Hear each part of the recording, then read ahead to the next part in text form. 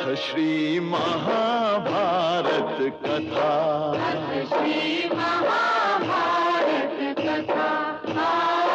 महाभारत कथा। യുദ്ധം നടന്ന മെയിൻ സ്ഥലം എന്ന് പറയപ്പെടുന്നു. ഒരുപാട് പ്രധാനപ്പെട്ട നമ്മുടെ ചരിത്ര സംഭവങ്ങളെല്ലാം നടന്ന ഇവിടെയാണ്. ഒരുപാട് നമ്മുടെ പുരാണങ്ങളിൽ പറഞ്ഞ പുരൂരവയും ഉർവശിയായിട്ടുള്ള സംവാദം, അങ്ങനെ ഒരുപാട് നമ്മുടെ പുരാണങ്ങളിൽ പറയുന്ന പല ചരിത്ര സംഭവങ്ങൾ നടന്നിട്ടുണ്ട്. സൃഷ്ടിയുടെ തുടക്കത്തിൽ ബ്രഹ്മദേവൻ ഭഗവാന് വേണ്ടി യജ്ഞം ചെയ്ത സ്ഥലമാണെന്നും പറയപ്പെടുന്നു. അതുകൊണ്ടാണ് ബ്രഹ്മസരോവരം എന്ന് പറയുന്നത്.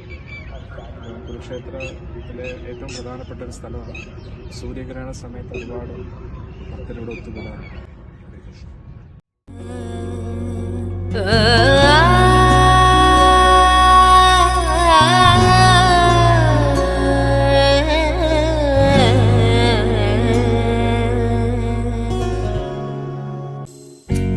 മാധവ മാമവദേവ കൃഷ്ണ യാദവ കൃഷ്ണ യദുകുല കൃഷ്ണ മാധവ മാമവദേവ കൃഷ്ണ യാദവ കൃഷ്ണ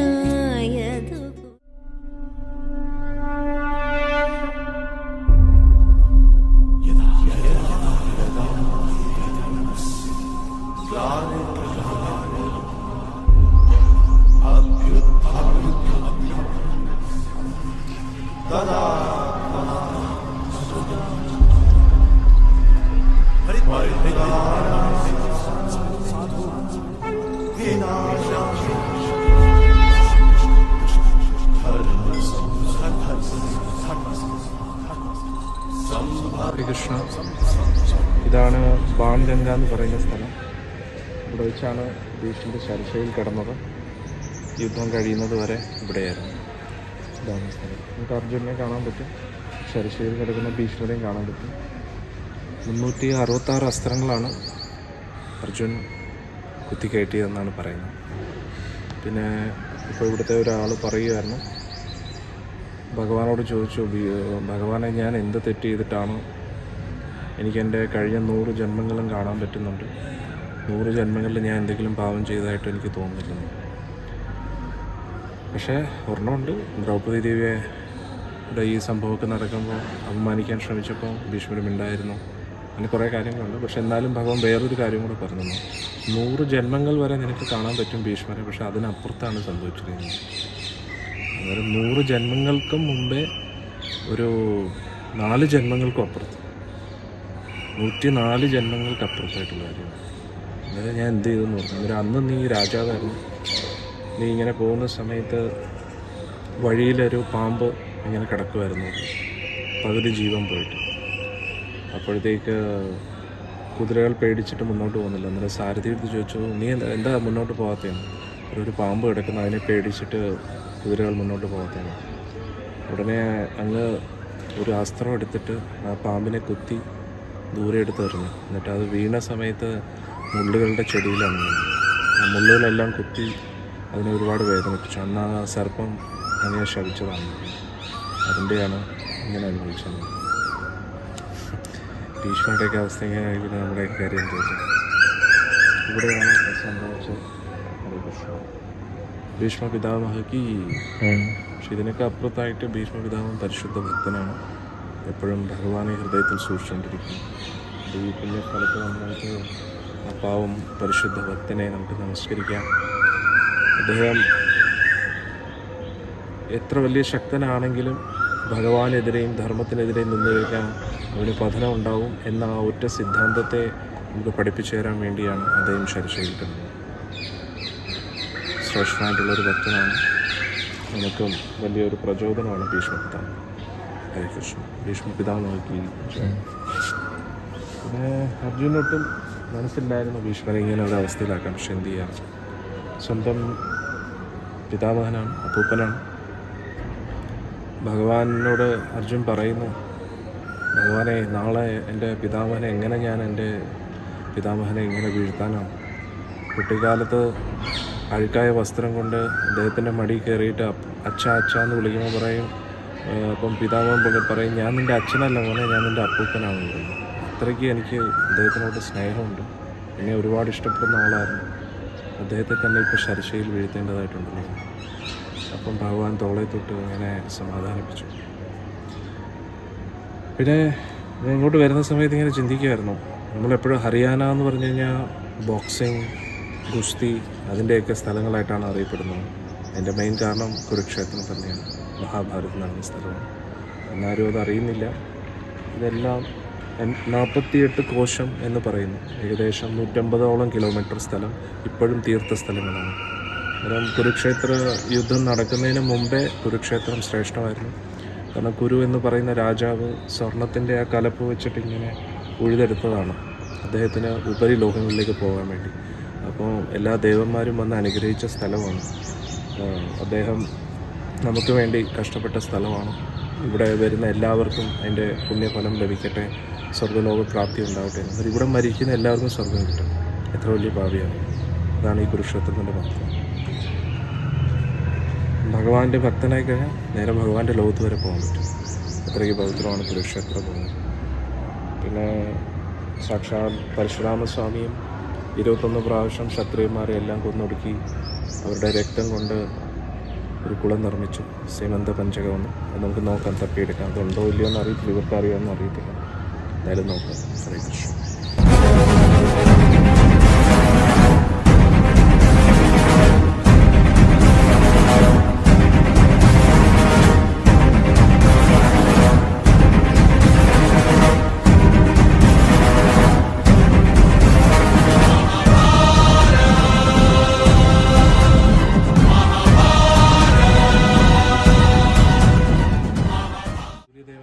അമ്പലത്തിലാണ്, സൂര്യനാരായണ അമ്പലം. സാക്ഷാൽ ഭഗവാൻ നാരായണനായിട്ട് നിൽക്കുകയാണ്. ഓരോ സമയത്തും ദേവന്മാരുടെ ഓരോ പോസ്റ്റുകളിലും ഓരോരോ ജീവാത്മാക്കളായിരിക്കണം. ഇപ്പോൾ സൂര്യദേവനായിട്ടിരിക്കാൻ ആരും യോഗ്യനല്ലാത്തതുകൊണ്ട് സാക്ഷാൽ ഭഗവാൻ തന്നെയാണ് ഇപ്രാവശ്യത്തെ സൂര്യദേവൻ. സൂര്യനാരായണനായിട്ട് പിന്നെ ലക്ഷ്മിദേവി, ഭഗവാന്റെ ഭാര്യ ലക്ഷ്മിദേവി. യുദ്ധം എല്ലാം അവസാനിച്ചതിന് ശേഷം, അതായത് കർണൻ മരിച്ചതിന് ശേഷം, പിന്നെ ശകുനിയൊക്കെ മരിച്ചതിന് ശേഷം ദുര്യോധന ആകെ പരിഭ്രാന്തനായി. ഇനി യുദ്ധമൊന്നും ചെയ്യാൻ താല്പര്യമില്ല. അത് പ്രധാനമായിട്ടും പേടി. അതാണ് ഈ വെള്ളത്തിൻ്റെ അടിയിലായിരുന്നു പോയി ഒളിച്ചത്. പിന്നെ പാണ്ഡവർ വന്ന് വെല്ലുവിളിച്ചപ്പോഴത്തേക്ക് ഇവിടുന്ന് പുറത്ത് വന്ന് ഇവിടെ വെച്ചിട്ടായിരുന്നു ഭീമനും ദുര്യോധനായിട്ടുള്ള യുദ്ധം നടന്നത്. പിന്നെ കുറച്ചു മുമ്പേ പറഞ്ഞതുപോലെ ശ്രീമതി രാധാറാണിയും ഭഗവാൻ കൃഷ്ണനും വർഷങ്ങൾക്ക് ശേഷം കണ്ടുമുട്ടുന്ന ഇവിടെ വെച്ചാണ്. ഭഗവാന്റെ ജഗന്നാഥ രൂപത്തിന് കാരണവും ഇവിടെ ഈ ഒരു സ്ഥലമാണ്. ഓം നിത്യായ നമഃ, രവയേ നമഃ, സൂര്യായ നമഃ, ഭാനവേ നമഃ, പദായ നമഃ, ഉഷ്ണേ നമഃ. രാധാറാണി ഭഗവാൻ കൃഷ്ണനും വർഷങ്ങൾക്ക് ശേഷം കാണുന്നു. അതിൻ്റെ ഓർമ്മയ്ക്കായിട്ട് ഇവിടെ രാധാകൃഷ്ണ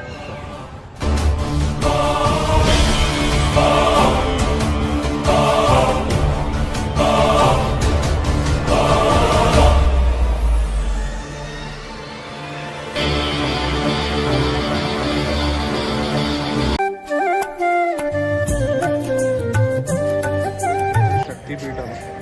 അതായത് സതീദേവി പോയതിനു ശേഷം സതീദേവിയുടെ വിരഹത്തിലായിരുന്നു. അതുകൊണ്ട് സതീദേവിയുടെ ആ ശരീരത്തെ ഉപേക്ഷിക്കാൻ തയ്യാറല്ലായിരുന്നു.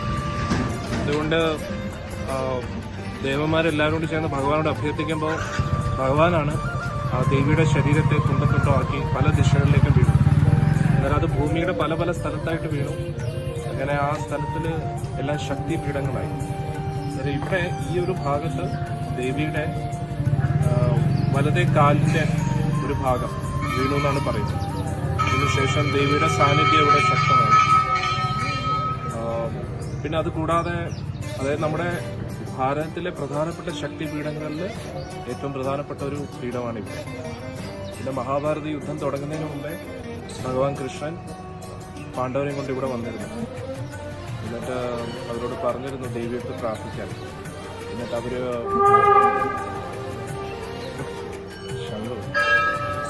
അങ്ങനെ ദേവിയെടുത്ത് പ്രാർത്ഥിച്ച സമയത്ത് പാണ്ഡവർ പറഞ്ഞു, നമ്മൾ യുദ്ധത്തിൽ ജയിക്കുകയാണെങ്കിൽ ഭഗവാൻ കൃഷ്ണന് ഇഷ്ടപ്പെട്ട ഒരു വസ്തു ഇവിടെ ദാനമായിട്ട് കൊടുക്കുന്നു.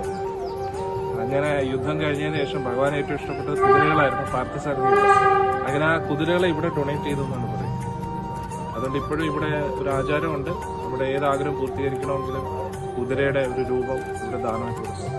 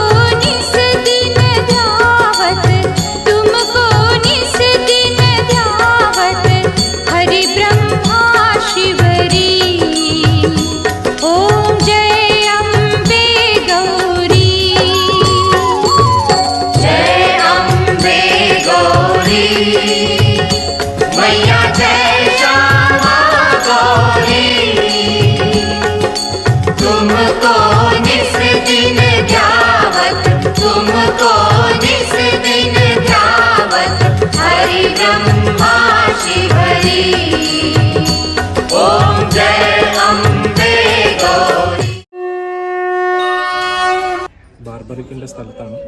മുകളിലായിട്ട് ബാർബറിക്കിന്റെ ക്ഷേത്രം നിങ്ങൾ വീഡിയോയിൽ കാണും.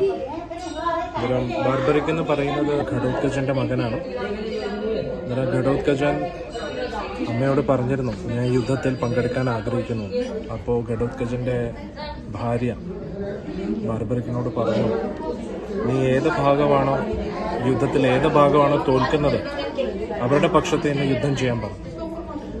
അങ്ങനെ നമുക്കെല്ലാവർക്കും അറിയാം, ഘടോത്കചന്റെ മകൻ കുരുക്ഷേത്ര യുദ്ധത്തിൽ പങ്കെടുക്കാനായിട്ട് വരികയായിരുന്നു. അപ്പം ഭഗവാൻ കൃഷ്ണൻ വേഷം മാറി ഘടോത്കചന്റെ മകൻ ബാർബറിക്കിനെ തടയുകയാണ്. എന്നിട്ട് ചോദിച്ചു, നീ ആരാണ്, എന്തിനാ വന്നേന്ന്? അപ്പം ബാർബറിക് പറഞ്ഞു, ഞാൻ യുദ്ധത്തിൽ പങ്കെടുക്കാനായിട്ട് വന്നിരിക്കുകയാണ്, ഞാൻ ശ്രീകൃഷ്ണ ഭഗവാന്റെ ഭക്തനാണ് എന്നൊക്കെ പറഞ്ഞു. എൻ്റെ ലക്ഷ്യം എന്താണെന്ന് പറഞ്ഞു. അങ്ങനെ പറഞ്ഞ് ഏറ്റവും ദുർബലമായിട്ടുള്ള ഭാഗത്ത് ഞാൻ യുദ്ധം ചെയ്യുന്നു. അപ്പം ഭഗവാൻ പറഞ്ഞു, ശരി, എനിക്ക് പാണ്ഡവരുടെ പക്ഷത്ത് നിന്ന് യുദ്ധം ചെയ്യാൻ പറഞ്ഞു. അപ്പോൾ ഉടനെ ബാർബറിക് പറഞ്ഞു, ഭഗവാനുള്ള സ്ഥലം എങ്ങനെ ദുർബലമാകുന്നത്, അതുകൊണ്ട് ഞാൻ കൗരവപക്ഷത്ത് നിന്നാണ് യുദ്ധം ചെയ്യുന്നത്. എന്നിട്ട് പറഞ്ഞ്, നിന്റെ ലക്ഷ്യം എന്താണെന്ന് ചോദിച്ചു. അവൻ പറഞ്ഞു, യുദ്ധം ചെയ്തുകൊണ്ടിരിക്കുമ്പോൾ ഏത് പക്ഷമാണോ ശക്തമാകുന്നത് അതിനെതിരെ പക്ഷത്തായിട്ട് ഞാൻ യുദ്ധം ചെയ്യും. അത് പാണ്ഡവർ ശക്തമാകുമ്പോൾ കൗരവപക്ഷത്ത്, എന്നിട്ട് കൗരവർ ശക്തമാകുമ്പോൾ പാണ്ഡവപക്ഷത്ത്. അപ്പം ഭഗവാൻ വിചാരിച്ചു, ഇവൻ വലിയ തലവേനയാണ്, യുദ്ധം തീരത്തുമില്ല, ഇവനെ ഇങ്ങനെ വിട്ടാൽ പറ്റത്തില്ല. കാരണം ഭഗവാൻ പറഞ്ഞു, എനിക്ക് നിന്റെ ശക്തി എനിക്കൊന്ന് കാണണമെന്ന് പറഞ്ഞു. അദ്ദേഹം പറഞ്ഞു, അങ്ങ് എന്ത് പറഞ്ഞാലും ചെയ്യാൻ പറഞ്ഞു. അപ്പം പറഞ്ഞു, ഈ ഒരു വടവൃക്ഷം കാണിച്ചു, ഇതിലെ ഓരോ ഇലകളും നിനക്ക് ഛേദിക്കാൻ പറ്റുമെന്ന് വെച്ചു.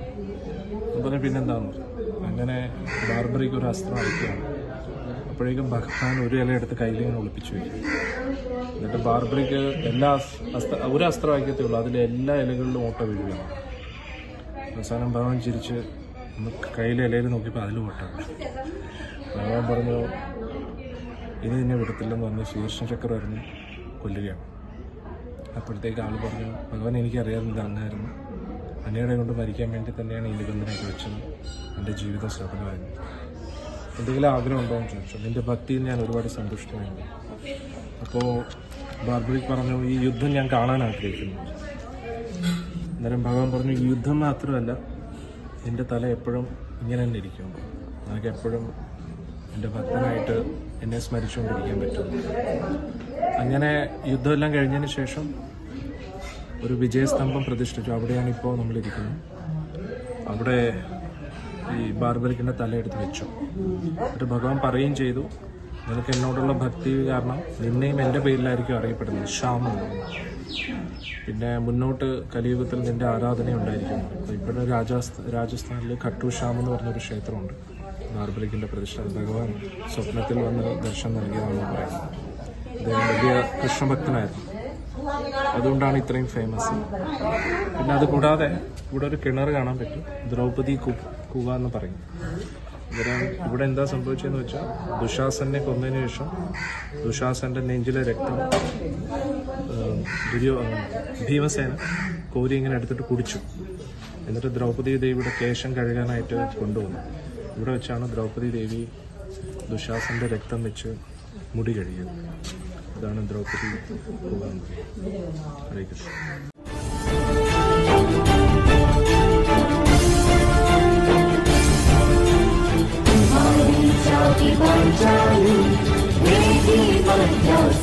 നടന്നു. ഭഗവാന്റെ അനുഗ്രഹം കിട്ടിയതുകൊണ്ട് ബാർബറിക്ക് ഏത് ഭാഗത്ത് നോക്കുന്ന അവർ ജയിച്ചോണ്ട്. ഒരാള് യുദ്ധം കണ്ടുകൊണ്ടിരിക്കുക.